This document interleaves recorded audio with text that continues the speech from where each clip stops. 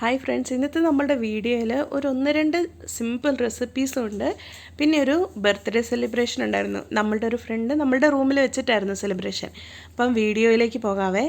ആദ്യം തന്നെ ഞാൻ ഒരു തന്തൂരി ചിക്കൻ, അതായത് ഒരു ചിക്കൻ കബാബ് ആ ടൈപ്പ് വിചാരിച്ചാൽ മതി. ശരിക്കും തന്തൂരി ചിക്കൻ മസാല എടുത്തിട്ട് ഞാൻ ചെയ്തിരിക്കുന്നത്. ആദ്യം തന്നെ 2 സ്പൂൺ കട്ടിയുള്ള കട്ട തൈരില്ലേ അതെടുക്കുക. എന്നിട്ടൊരു റെഡിമെയ്ഡ് ആയിട്ടുള്ള തന്തൂരി മസാലയാണ് ഞാൻ യൂസ് ചെയ്തിരിക്കുന്നത്.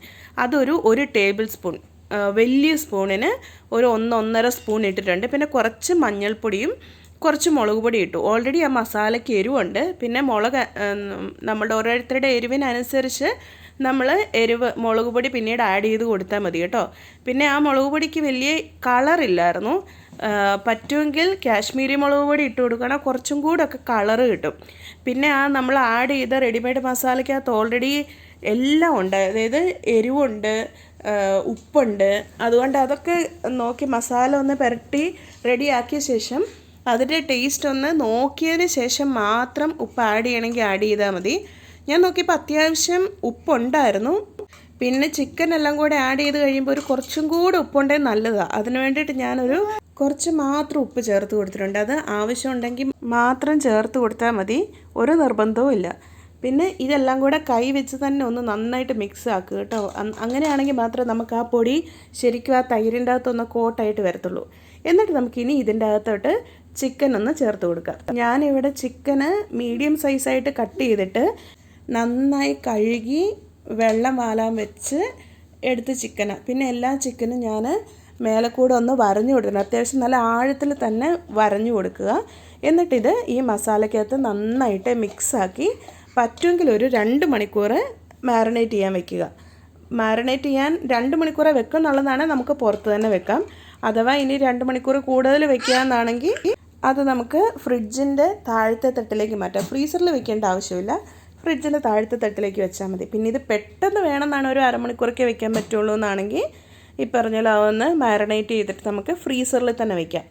ഇതിപ്പോൾ ഞാനെല്ലാം മാരിനേറ്റ് ചെയ്ത് റെഡിയാക്കി എടുത്ത് വെച്ചിട്ടുള്ളതാണ്. ഇനിയിപ്പോൾ ഞാൻ ചെയ്യാൻ പോകുന്നത് ഒരു ബ്രക്കോളിയും കൊണ്ടുള്ളൊരു സൂപ്പാണ്. അതിനുവേണ്ടി ഞാനിപ്പോൾ കുക്കറിലാണ് ഈ സൂപ്പ് ചെയ്യുന്നത്.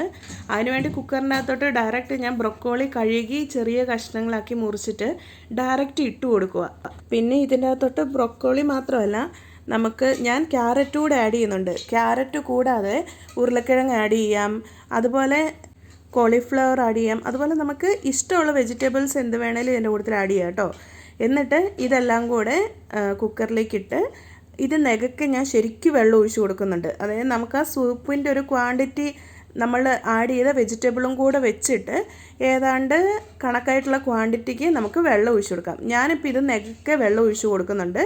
എന്നിട്ട് ഇതൊന്ന് ഒരു 2 വിസിൽ അത്രയും മതി. പിന്നെ സൂപ്പിനായതുകൊണ്ട് 2 വിസിൽ ഞാനിടുന്നത്.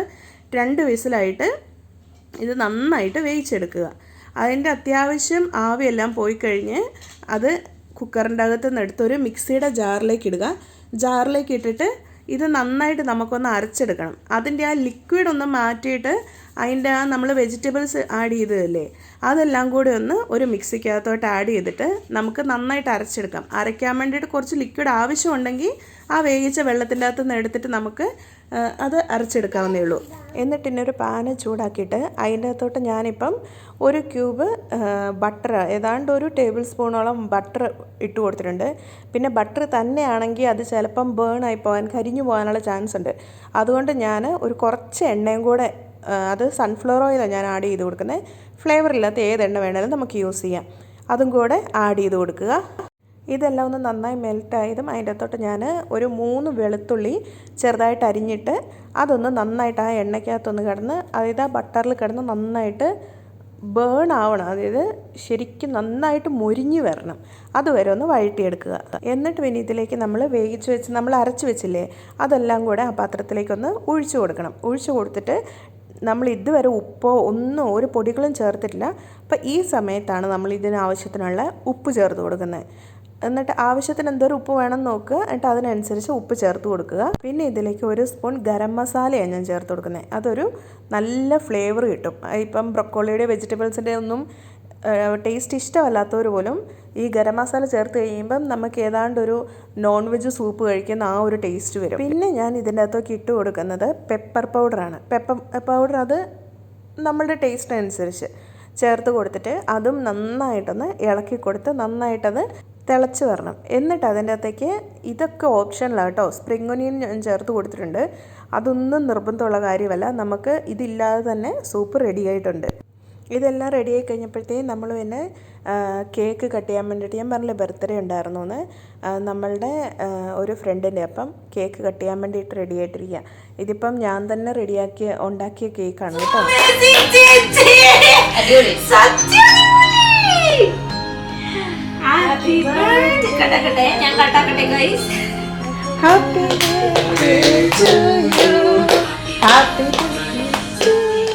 അങ്ങനെ കേക്ക് കട്ടാക്കി ഇനിയുള്ള സൗണ്ട് ഞാൻ ഇടുന്നില്ല. കാരണം ടി വിയിൽ നിന്ന് പാട്ട് മാറ്റി ഹാപ്പി ബർത്ത്ഡേ സോങ് ഇട്ടപ്പോഴത്തേക്കും സിയ കിടന്ന് ഭയങ്കര കരച്ചിലായിരുന്നു.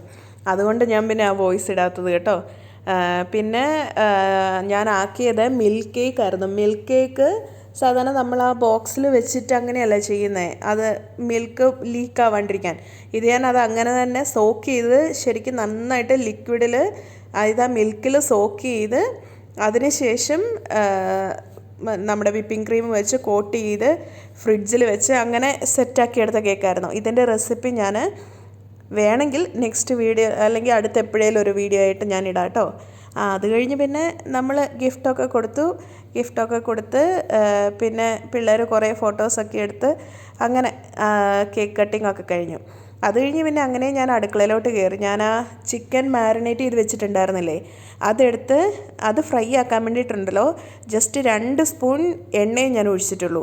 ഞാനിവിടെ സൺഫ്ലവർ ഓയിലിനാണ് ഇത് ഫ്രൈ ആക്കി എടുക്കുന്നത്, അല്ലാതെ ഇത് ഡീപ്പ് ഫ്രൈയോ ഒന്നുമല്ല. കുറച്ച് എണ്ണയിൽ ജസ്റ്റ് ഷാലോ ഫ്രൈ ചെയ്യൂലേ അതുപോലെ. പക്ഷേ ചെയ്യുമ്പോൾ ഒരേ ഒരു കാര്യം ശ്രദ്ധിക്കേണ്ടത്, ഒരു സൈഡ് കുറച്ചൊരു 4-5 മിനിറ്റ് വരെ കുക്ക് ചെയ്യുക. എന്നിട്ടിത് തിരിച്ചിട്ടിട്ട് അടുത്ത സൈഡും 5 മിനിറ്റ് കുക്ക് ചെയ്യുക. അങ്ങനെ ചെയ്ത് കഴിയുമ്പം നമുക്കിപ്പോൾ തിരിച്ചിടുമ്പം കണ്ടോ ആ ഒരു സൈഡ് നല്ല നമ്മൾ കനലിൽ ശരിക്കും ചെയ്ത് തന്തൂരിൽ ചെയ്തെടുക്കൂലേ അതുപോലെ ആയി കിട്ടും. എന്നിട്ട് പിന്നെ ഇത് വേവുന്നത് വരെ, പിന്നെ ഇവിടുത്തെ ചിക്കൻ പിന്നെ അറിയാമല്ലോ പെട്ടെന്ന് വെന്ത് കിട്ടും. അതുകൊണ്ട് അധികം നമുക്ക് തീയിൽ ഒരുപാട് നേരം ഇട്ട് വെക്കേണ്ട ആവശ്യമില്ല. പിന്നെ കുറച്ച് നേരം കൂടെ ഞാൻ ആ സൈഡൊന്ന് തിരിച്ചു മറിച്ചു ഇട്ട് ഒന്ന് വേവിച്ചെടുത്തതേ ഉള്ളൂ. പക്ഷേ ചിക്കൻ നന്നായിട്ട് വെന്തിട്ടുണ്ടായിരുന്നു. ചിക്കൻ അവിടെ വേവുന്ന സമയം കൊണ്ട് ഞാൻ സൂപ്പ് ഒന്നും കൂടെ ഒന്ന് ചൂടാക്കിയിട്ട് പാത്രത്തിൽ വിളമ്പിയിട്ട് സെർവ് ചെയ്യാൻ. അന്നേരത്തേക്കും ഷെൽമി വന്നിട്ട് ഷൈൻ ചെയ്യാൻ വേണ്ടിയിട്ടാട്ടോ ഈ നിൽക്കുന്നത്, അല്ലാതെ അവളെ കുക്ക് ചെയ്തെന്ന് ഒരാളും വിചാരിക്കരുത്. അങ്ങനെ എന്നിട്ട് നമ്മൾ ഇതൊന്ന് ചൂടാക്കിയിട്ട് പാത്രത്തിലേക്ക് സെർവ് ചെയ്ത് അങ്ങനെ അത് ആദ്യം പിള്ളേർക്ക് കഴിക്കാൻ വേണ്ടിയിട്ട് കൊടുത്തു. അല്ലെങ്കിൽ പിന്നെ ചിക്കനായി വരുമ്പോഴത്തേക്കും കൊടുക്കാൻ വേണ്ടി നിന്നാൽ സൂപ്പ് അത് അന്നേരത്തേക്കും തണുത്തു പോകില്ലേ, അന്നേരത്തേക്കും പിന്നെ ഫുഡെല്ലാം കൂടെ ഒന്നിച്ച് കഴിക്കാനും പറ്റത്തില്ല. ഇതിപ്പോൾ കണ്ടോ എല്ലാം അങ്ങോട്ടും ഇങ്ങോട്ടും തിരിച്ചു മറിച്ചൊക്കെ ഇട്ടിട്ട് ചെറിയ എണ്ണയിൽ നമ്മൾ ആക്കിയെടുത്തപ്പോഴത്തേക്കും നല്ല അടിപൊളി ഫ്രൈ, അതായത് തന്തൂരി ചിക്കൻ അല്ല. തന്തൂരി ചിക്കൻ ഇനി ആവണമായിരുന്നെങ്കിൽ നമുക്കൊരു കാര്യം കൂടെ ചെയ്താൽ മതിയായിരുന്നു. ഇതൊരു പാത്രത്തിലേക്ക് മാറ്റിയിട്ട് അതിൻ്റെ അകത്ത് ഒരു കുഞ്ഞു കട്ടോരിയിൽ കനലിട്ട് അതിൻ്റെ അകത്ത് കുറച്ച് എണ്ണയും കൂടി ഒഴിച്ച് ഒരു 10-15 മിനിറ്റ് ഒന്ന് ഇട്ടിട്ടുണ്ടെങ്കിൽ തന്നെ നമുക്കത് ആ ഒരു സ്മോക്കി ഫ്ലേവറും കൂടെ കിട്ടും. ഇത് കണ്ടോ രണ്ടാമത്തെ ബാച്ച് ഇട്ടപ്പോഴും ഞാൻ അതിൻ്റെ അകത്ത് എണ്ണ പിന്നെ ഒഴിച്ചിട്ടില്ല. ആദ്യമുള്ള ആ ഒരു എണ്ണയിൽ തന്നെയാണ് അടുത്ത ബാച്ചും ഞാൻ ഫ്രൈ ആക്കി എടുക്കുന്നത്. അങ്ങനെ ഇതുപോലെ ഞാൻ ഫുള്ള് ഒന്നുകൂടെ ഫ്രൈ ആക്കി എടുത്തു കേട്ടോ. ഇതാണ് ഫ്രൈ ആക്കിയ ശേഷം നമ്മുടെ ചിക്കൻ കാണാൻ. ഇത് കണ്ടോ, കണ്ടാൽ കഴിച്ചാൽ പക്ഷേ ഇത് നല്ല അടിപൊളി ടേസ്റ്റ് ആയിരുന്നു എന്ന് എല്ലാവരും പറഞ്ഞ്. പിള്ളേർക്കെല്ലാം ഇഷ്ടപ്പെട്ടു ഇത് കഴിച്ച് കഴിഞ്ഞപ്പം. അങ്ങനെ നമ്മുടെ ഐറ്റം റെഡിയായി. പിന്നെ ഇനി ഞാൻ ഇത് ഉണ്ടാക്കി അവിടെ വെച്ച് കഴിഞ്ഞപ്പോഴാണ് ഓർത്തത് മയണൈസ് കൂടെ ഉണ്ടായിരുന്നത് നല്ലതായിരുന്നു. പിന്നെ പെട്ടെന്ന് മുട്ട ഉണ്ടായിരുന്നു. അപ്പോൾ പിന്നെ മയണൈസ് ഉണ്ടാക്കാൻ പിന്നെ ആർക്കും പറഞ്ഞു തരണ്ടല്ലോ, എല്ലാവർക്കും അറിയാലോ. ഇപ്പം മുട്ടയിലല്ല നമ്മളുടെ പനീർ വെച്ചിട്ട് അതുപോലെ പാലിൽ തൈരിലൊക്കെ മയണൈസ് ഉണ്ടാക്കുന്ന ഇഷ്ടംപോലെ വീഡിയോസ് നമുക്ക് യൂട്യൂബിൽ ഒത്തിരി അവൈലബിൾ ആയിട്ടുണ്ട്. ഇതിപ്പം ഞാൻ മുട്ടയിലാണ് ചെയ്തത്. മുട്ട പൊട്ടിച്ച് വെച്ചു. എന്നിട്ട് അതിൻ്റെ അകത്തോട്ട് ഇപ്പം നാരങ്ങാനീര് ഞാനൊരു ചെറിയൊരു പീസ് നാരങ്ങാനീര് പിഴിഞ്ഞൊഴിച്ചു. എന്നിട്ട് ആവശ്യത്തിനുള്ള ഞാനിപ്പം ആദ്യം ഉപ്പ്, പഞ്ചസാര, ഒരു 2 അല്ലി വെളുത്തുള്ളി, പിന്നെ കുറച്ച് എണ്ണയും കൂടെ ഞാൻ ഒഴിച്ചു കൊടുത്തു. എന്നിട്ട് ഇതൊന്ന് മിക്സിയിൽ അരച്ചു. ആ അരയ്ക്കുന്ന സമയത്ത് തന്നെ ഇടയ്ക്കിടയ്ക്ക് കുറേശ്ശെ എണ്ണ ഒഴിച്ചു കൊടുത്തിട്ട് അങ്ങനെ മയണൈസ് റെഡിയാക്കി എടുത്തു.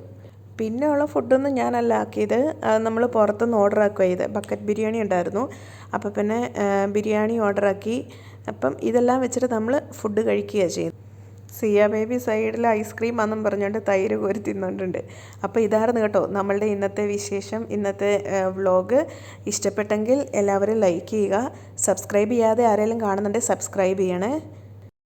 താങ്ക്